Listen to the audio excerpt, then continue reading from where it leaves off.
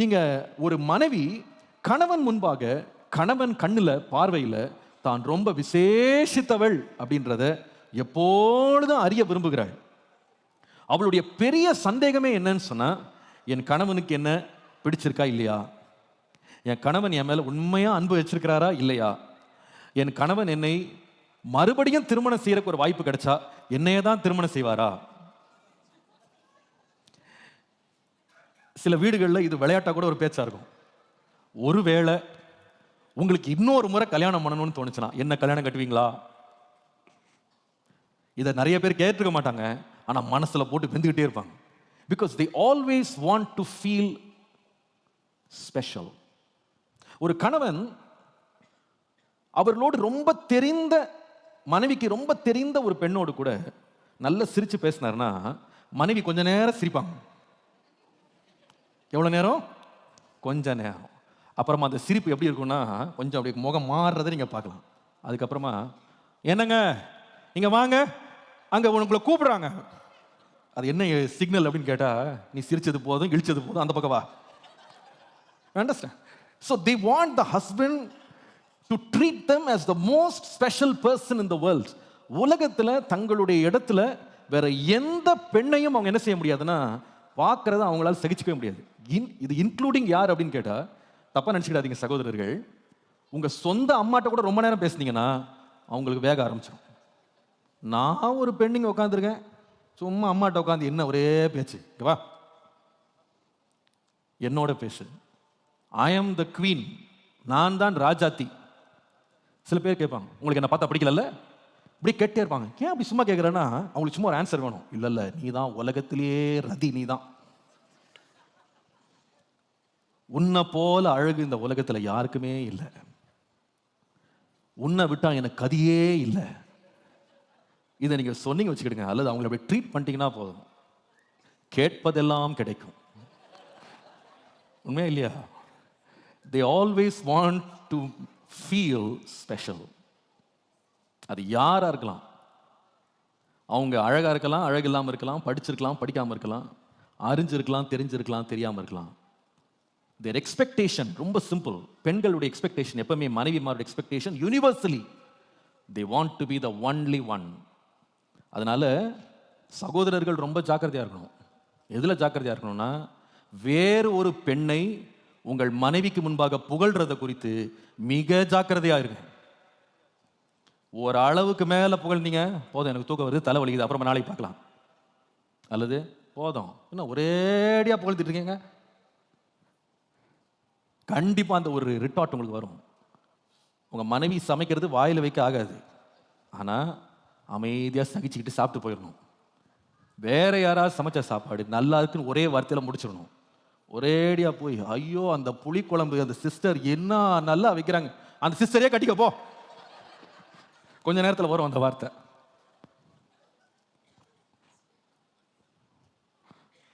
they always want to be treated special. உங்க ரேடார்ல வேற யாருமே ஸ்பெஷலா இருக்கிறத எந்த பெண்ணும் விரும்ப மாட்டாள். she has to be the one, the queen of her heart. அவ்வளவுதான். அதனால தான் சாலமோன் சொன்னார் பார்த்தீங்களா, 1000 பேர் அங்க இருக்கிறாங்க இங்க இருக்கிறாங்க, என் உத்தமியோ நீ ஒருத்தி, அது போதும், ஃபால் ஃபிளாட். அங்க புரியுதுங்களா? நீ ஒருத்தி தான், நீ தான் புறா, நீ தான் உத்தமி. அப்படி இருக்கிற வரைக்கும் வாழ்க்கை சேவமா இருக்கும். so she always wants to be treated special. அந்த ஃபீலிங் என்றைக்கு ஒரு மனைவிக்குள்ள இருக்கும், என் ஹஸ்பண்ட் வந்து நான் தான் அவருக்கு ரொம்ப ஸ்பெஷல், எல்லாத்துலேயுமே அவர் எப்போ போனாலும் என்னதான் ரொம்ப ஸ்பெஷலாக வச்சிருப்பாரு. அவருடைய மனசுல என்ன தவிர வேற யாருக்கு அவர் முக்கியத்துவம் கொடுக்க மாட்டாரு. என் வார்த்தை, என்னுடைய செயல், என்னுடைய அன்பு, என்னுடைய ட்ரீட்மெண்ட் எல்லாத்தையுமே ரொம்ப அப்ரிஷியேட் பண்ணுவார். அவர் என்ன ரொம்ப ஸ்பெஷலாக வச்சிருக்காரு அப்படின்னு அவங்க என்றைக்கு அதை அறிஞ்சிட்டாங்களோ அன்றைக்கு அந்த குடும்பம் ரொம்ப இன்பமாக இருக்கும். நீங்கள் சில பேர் நீங்கள் தெரியாமல் என்ன பண்ணுவீங்கன்னா, ஏன் உன்னையே தான் புகழ்ந்துட்டு இருக்கணுமா, உலகத்தில் நீ ஒரு ஆள் தான் சமைக்க முடியும்னு நினச்சிக்கிட்டு இருக்கியா, உன்னை விட எத்தனையோ பேர் சமைக்கிறாங்க, அந்த மாதிரி ஒரு பரந்த மனப்பான்மை ஒன்று இருக்கட்டும். இந்த ஃபிலாசபிலாம் பேசுனீங்கன்னா வேலைக்கு ஆகாது.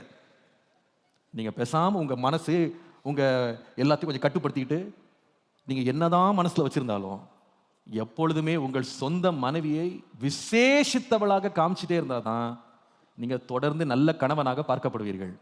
சரி, இப்போ கணவன் மாதிரி எப்படி? கணவன்கிட்ட போயிட்டு இதே வார்த்தையை சொல்லி வச்சுடுங்களேன், போதும் நிறுத்து, தாங்க முடியல, நான் என்ன விசேஷம் அப்படின்வாங்க. They don't want to be felt special. கணவன்மாருக்கு இது வேலையே செய்யாது.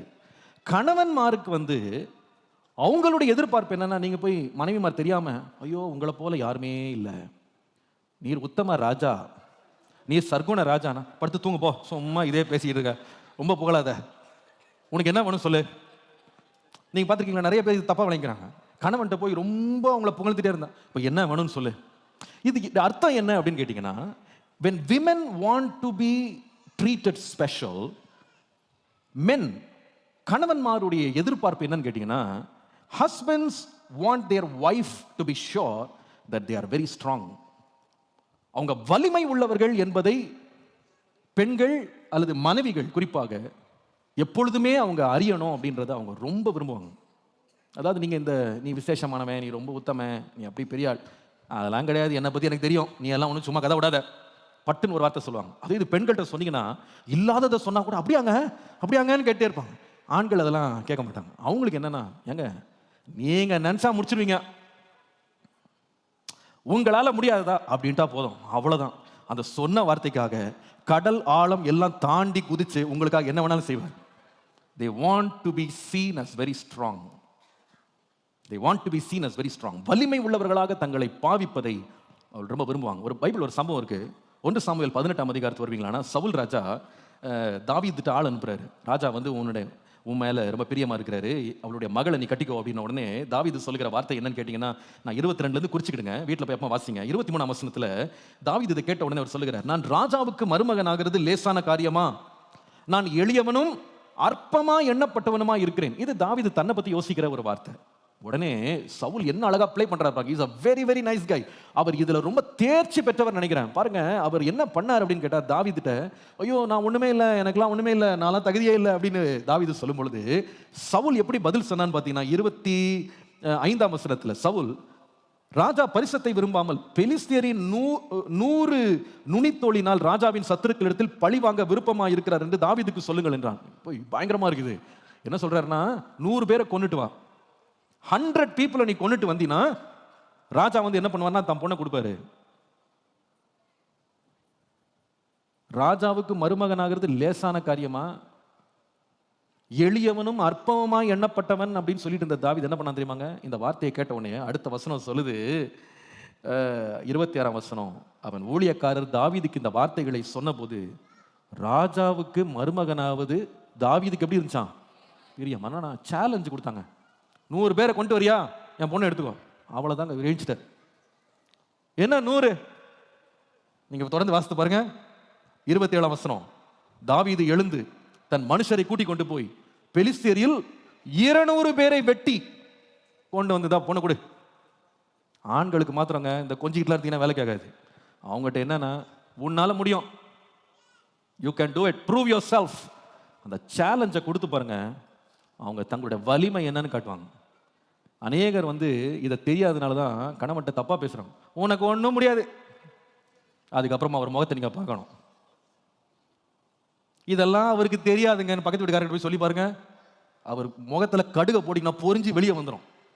அவருக்கு பிடிக்காத ஒரு வார்த்தை வந்து அவருக்கு தெரியாது தான், அவருக்கு முடியாது தான், முடியாதுன்னு ஒரு முகத்துக்கு கேட்குற மாதிரி, அவர் காது கேட்குற மாதிரி சொன்னீங்கன்னா அன்றைக்கே நீங்கள் அவரை இழந்துட்டீங்கன்னு அர்த்தம். அதே இது அவர் காதுக்கு கேளாம எங்க பிரதர் வந்து அவர் நினைச்சா முடிச்சிருவார் அப்படின்னா, இவர் சும்மா கேட்டா கூட என்ன பண்ணுவார் தெரியுமா, வெளியே முடிச்சு காட்டாம தூங்க மாட்டார். He wants to show off. அவரை ட்ரிகர் பண்றதே என்னன்னு கேட்டீங்கன்னா ஸ்ட்ரெங்க்.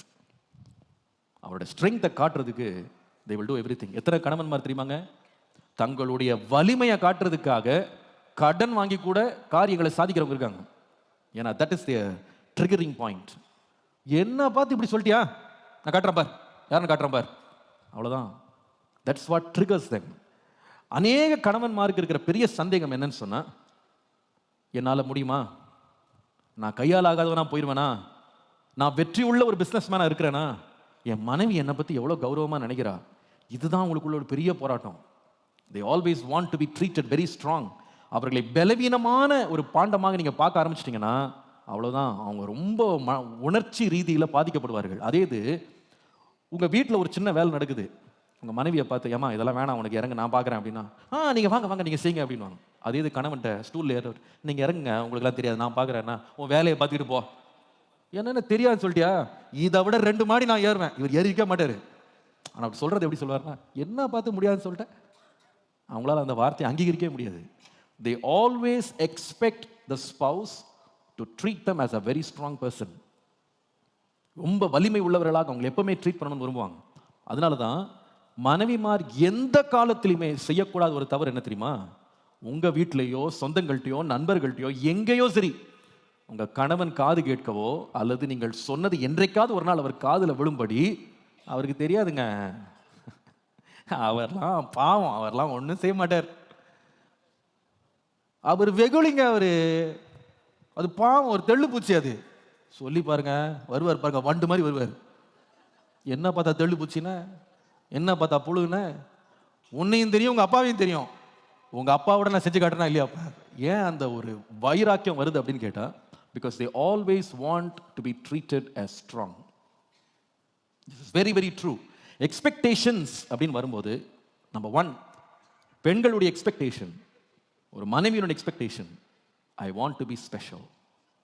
எப்பொழுதுமே நான் ஸ்பெஷலாக இருக்கணும். ஸ்பெஷலாக இருக்கிறா எப்படி, எப்படியெல்லாம் ஸ்பெஷலாக காட்டலாம்னா, உதாரணமாக ஒரு விஷயம் வந்து நீங்கள் சொல்லணும். ஒரு பக்கம் அம்மா இருக்கிறாங்க, பிள்ளைங்க இருக்கிறாங்க, இன்னொரு பக்கம் மனைவி இருக்கிறாங்க. ஞானமுள்ள புருஷன் என்ன பண்ணுவான்னா, அம்மாவையும் தவிர்த்துட்டு பிள்ளைகளையும் தவிர்த்துட்டு நண்பர்களையும் தவிர்த்துட்டு முதலாவது அந்த போஸ்ட்டை யார்கிட்ட கொடுக்கணும் அப்படின்னு கேட்டிங்கன்னா, மனைவிகிட்ட ஆஜராக்கிடணும். அவர்கள்ட்ட போய் முதலாவது காரியத்தை சொல்லிடணும். அவங்களுக்கு விளங்குதோ விளங்கலையோ, தெரியுதோ தெரியலையோ, இந்த பார் உனக்கு தான் நான் ஃபஸ்ட்டு சொல்கிறேன். அப்படி நீங்கள் ட்ரீட் பண்ணிட்டீங்க, நீங்கள் தான் அவங்க இருதயத்தின் சிம்மாசனத்தில் உள்ள ராஜா. விஷயம் அவங்க அம்மா மூலமாக, பிள்ளைகள் மூலமாக, நண்பர்கள் மூலமாக அவங்க காது கேட்டு வச்சுக்கிட்டுங்களேன், அன்றையோட உங்களுக்கு பரம எதிரி அவங்க அறிவாங்க. Treat them special, treat them as number 1. துணி கடைக்கு போறீங்க, வாங்கி கொடுக்குற பிளான் இருக்காது, வாங்க போனது வேற யாருக்கோ. ஆனால் சும்மா ஒரு பேச்சுக்காக சொல்லுங்க, ஏமா யாருக்கு வாங்கினாலும் பரவாயில்ல உனக்கு ஒன்று வாங்கிக்கோ. ஐயோ அவங்க முகத்தை நீங்கள் பார்க்கணுமே அந்த நேரத்தில், அப்படியே கொலை வாங்க பாருங்க. ஐயோ எனக்கு வேணாங்க, போ சும்மா வாங்கிக்கோமா, ஒரு 3 முறை சொல்லிட்டு நிறுத்திடுங்க.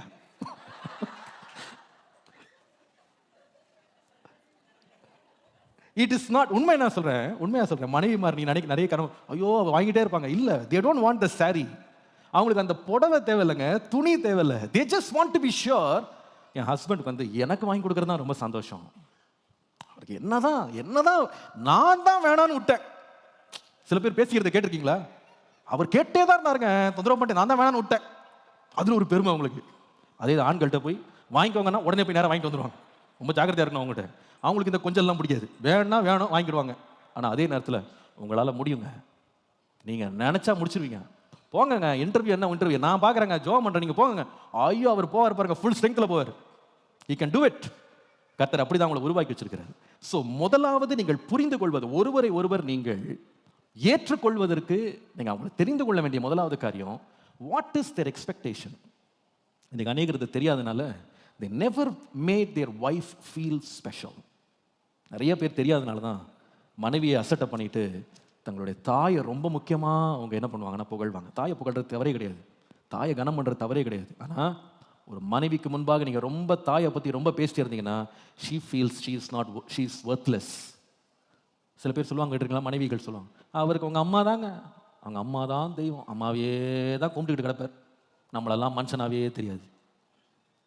நீங்க எங்க அம்மாவே அப்படி சொல்லிட்டியா, நீனு எப்படிப்பட்ட குடும்பாவியா இருப்ப நீனு, இப்படிலாம் சத்தாதீங்க. ஏன்னா that's not the language she understands. உங்க அம்மாவை பத்தி வச்சுக்கிறது இதய கோயிலே வச்சுக்கிடுங்க. வாயால திறந்து ரொம்ப புகழ்ந்தீங்கன்னா பிரச்சனை ஆயிரும். Always make your wife feel special. She is the most special person. அதை நீங்கள் செய்யும் பொழுது you will always be rewarded. Vashti என்ற ராணி, ராஜா சொல்றாரு நீ வந்து நெல்லு அப்படின்ன உடனே வரமாட்டேன்னு சொன்னா பாருங்க, அவ்வளோதாங்க, அவ்வளோ கோவம் வந்துருச்சு அவருக்கு. ஏன்னா அவருடைய ஸ்ட்ரென்த், அவருடைய அத்தாரிட்டியை வந்து சேலஞ்ச் பண்ற யாருமே அவர்களோடு இருக்கவே முடியாது. So important you make the wife feel special and the husband feel strong. அந்த என்கரேஜ்மெண்ட், மோட்டிவேஷன் இருந்துட்டே இருக்கணும்.